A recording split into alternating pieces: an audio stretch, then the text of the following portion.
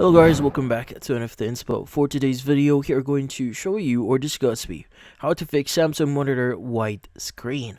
So if you're interested, let's get started. So if you're wondering of a fix that you could use to fix your Samsung monitor here in just case it has that white screen problem, well in this case, there are going to be a few things that you could do here. So first things first is you want to guarantee that the connections that you currently have is securely plugged in. So first is you want to check your power. So make sure that you are getting enough power.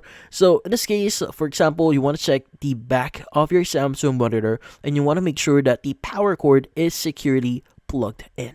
Now, once it's securely plugged in, go ahead and see if that solves the issue. And also, if you're using an extension cord for your power, make sure that the actual thickness of your extension cord actually matches the thickness of your monitor. Now sometimes it might not be getting enough power, that's why it's having this issue. So in this case, check your extension cord, or even better, use or directly plug it in into your power outlet, or in this case your wall outlet.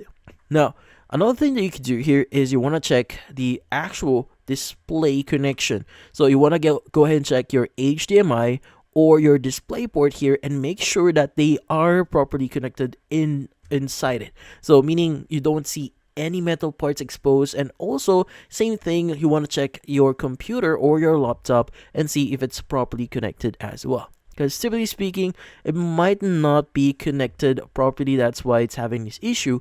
But if none of those actually work, well, in this case, the issue itself is from the inside of the monitor. So meaning there's something wrong inside your monitor here, and we can't do much with this one.